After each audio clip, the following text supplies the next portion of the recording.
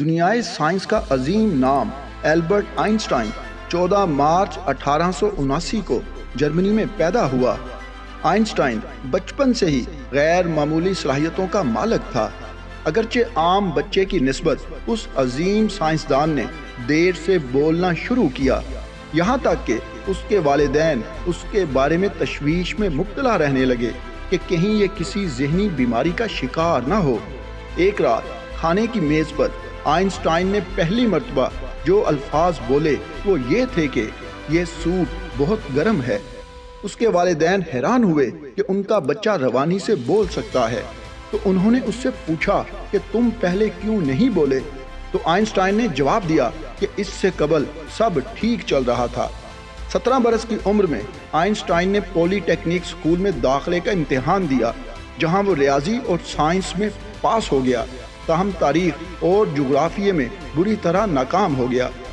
17 برس کی عمر میں دیگر نوجوانوں کی طرح آئنسٹائن کو بھی لازمی فوجی سروس سر انجام دینا تھی، جس سے اس نے انکار کیا اور اسے بھگوڑا نامزد کر دیا گیا۔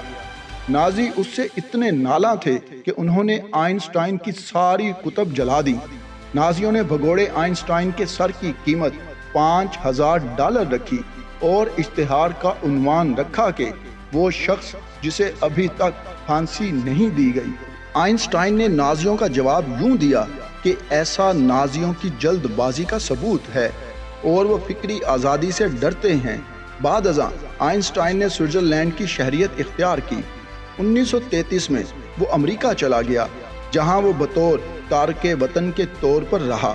بعد ازاں اسے 1940 میں امریکی شہریت مل گئی، جہاں وہ اپنی موت تک رہا۔ آئنسٹائن تمباکو نوشی کرتا تھا، ساتھ ہی ساتھ اسے موسیقی پسند تھی، خاص کر وائلن بجانا۔ جب کبھی وہ کسی مسئلے میں الجھ جاتا تو وائلن بجاتا تھا۔ آئنسٹائن نے اپنے طرز لباس اور انداز سے فلمی ستاروں سے زیادہ شہرت کمائی۔ وہ اپنے بال مخصوص انداز میں بکھرے ہوئے رکھتا تھا۔ اسے موزے پہننے سے سخت الجھن ہوتی تھی۔ اس کے نزدیک موزے ایک فضول ایجاد ہیں جو انسان کو محض کوفت یا آزاری فراہم کرتے ہیں۔ دراصل اس کے پیر کا ایک انگوٹھا کچھ بڑا تھا، جس کی وجہ سے اس کے موزے پھٹ جاتے تھے، لہٰذا اس نے ان کا استعمال ہی ترک کر دیا۔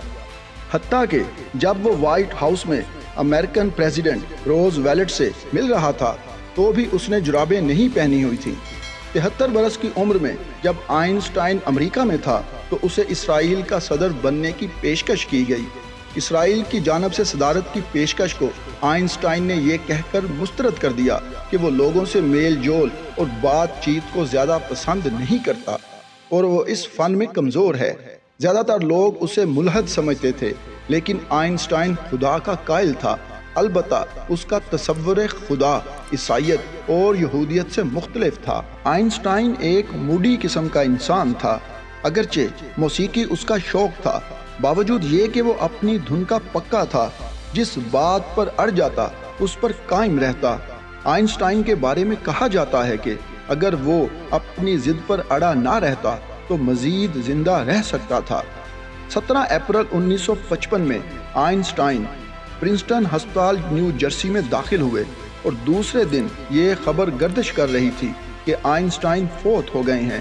ان کی موت رپچرڈ ایبڈامینل ایورٹک اینیورزم یعنی دل سے جسم کو خون مہیا کرنے والی اہم شریان کے پھٹنے سے واقع ہوئی۔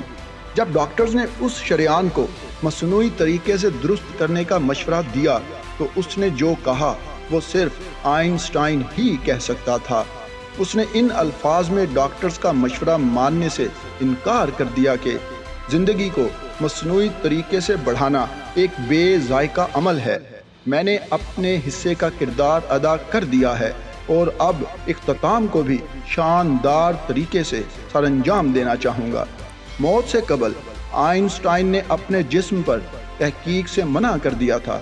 دراصل وہ چاہتا تھا کہ اس کی لاش کو جلا کر اس کی راکھ کو مختلف جگہوں میں خاموشی سے فضا میں اڑا دیا جائے، کیونکہ وہ چاہتا تھا کہ اس کے جسم کو محفوظ نہ کر لیا جائے اور لوگ اسے دیوتا کی طرح پوجنا نہ شروع کر دیں۔ لیکن جب 1955 میں پرنسٹن ہسپتال نیو جرسی میں جہاں آئنسٹائن زیر علاج تھا کی موت ہوئی تو اس وقت وہاں ڈیوٹی پر تعینات ڈاکٹر ہاروے کو آئنسٹائن کی لاش کے پوسٹ مارٹم کے لیے کہا گیا۔ ڈاکٹر ہاروے بھی سائنس، تحقیق اور تجربات پر یقین رکھتا تھا۔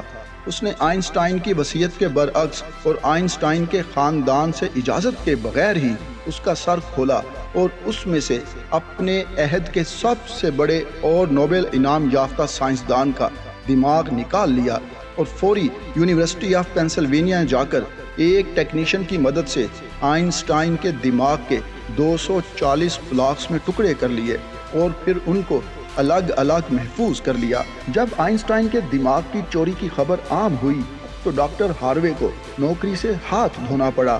تاہم ڈاکٹر ہاروے نے آئنسٹائن کے بیٹے سے درخواست کی کہ وہ اسے معاف کر دے کہ اس نے اس کے والد کا دماغ چوری کیا۔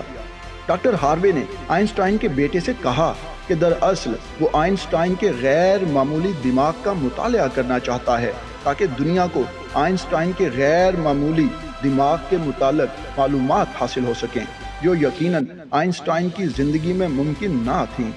آئنسٹائن کی آنکھیں بھی نکال لی گئیں جو اس کی آنکھوں کے ڈاکٹر ہنری ابراہم کو ملی اور آج تک یہ آنکھیں نیو یارک میں محفوظ ہیں۔ آئنسٹائن کے دماغ کو ہاروے نے 240 مختلف بلاکس میں محفوظ رکھا۔ بعد ازاں اس کا موازنہ 47 سے 80 برس کی عمر کے مختلف انسانی دماغوں سے کیا گیا۔ آئنسٹائن کے دماغ میں ان دماغوں کی نسبت ایک ایبنارملٹی تھی۔ آئنسٹائن کے دماغ میں ایک عام انسان کی نسبت 17% زیادہ نیورونز تھے۔ گویا دماغی خلیات کے جوڑ زیادہ تھے جو اس کے دماغ میں زیادہ دماغی پیغام رسانی کرتے تھے۔ ایک بات اور کہ اس کے دماغ میں ایک پیرائٹل اپرکولم کی تہ کم تھی۔ یاد رہے کہ پیرائٹل اپرکولم انسان کو ریاضیاتی اور شماریاتی حسابات کرنے میں مدد فراہم کرتا ہے۔ اس تہ کی لاموجودگی سے اس کے دماغ میں پیرائٹل لوب کے لیے 20% زیادہ جگہ بن گئی۔ یہ حصہ بھی ریاضیاتی حسابات کے لیے کام آتا ہے، لیکن ایک بات اور اہم کہ یہ تخیل سازی بھی کرتا ہے۔ آئنسٹائن کا ایک مشہور قول ہے کہ تخیل علم سے کہیں اہم ہے۔ آئنسٹائن کا دماغ عام انسانوں سے مختلف تھا۔ آئنسٹائن کے دماغ کی یہ ایبنارملٹی اسے قدرت کی طرف سے تحفے میں ملی تھی۔ جہاں سائنسدان عجیب و غریب خیالات میں گھرے رہتے ہیں، وہیں وہ کچھ نیا سوچنے اور کرنے میں جت جاتے ہیں۔ 1932 میں جب اس وقت تک آئنسٹائن نے امریکہ کی شہریت اختیار نہیں کی تھی، امریکن ایجنسیوں نے اس کے خلاف ایک فائل تیار کر رکھی تھی۔ اس فائل میں اس کی موت تک 1124 صفحات اس سے متعلق تحقیقات اور شکوک و شبہات پر مبنی نتھی تھے، جو یقیناً اس کی موت کے ساتھ ہی بند ہو گئی۔ یاد رہے کہ آئنسٹائن کے بارے میں ایجنسیوں کو ماننا تھا کہ وہ کمیونسٹ نظریات کا حامل ہے جو امریکہ کے لیے خطرناک ثابت ہو سکتے ہیں۔ اس کے علاوہ آئنسٹائن کی بطور جاسوس بھی تحقیقات ہوتی رہیں۔ البتہ اس سائنسدان کو اتنا معلوم تھا کہ نازی ایٹم بم بنا رہے ہیں، لہٰذا اس نے امریکہ کو بھی ایٹم بم بنانے پر اکسایا۔ خاص کر امریکن پریزیڈنٹ روز ویلٹ کو خط لکھ کر آئنسٹائن نے امریکہ کو نازیوں کے اقدامات سے آگاہ کیا۔ البتہ جب 1945 میں امریکہ نے ایٹم بم کے ذریعے جاپان میں 2 شہر دنیا کے نقشے سے ختم کر دیے تو آئنسٹائن اپنے اس خط پر بہت نادم ہوا جو اس نے روز ویلٹ کو تحریر کیا تھا۔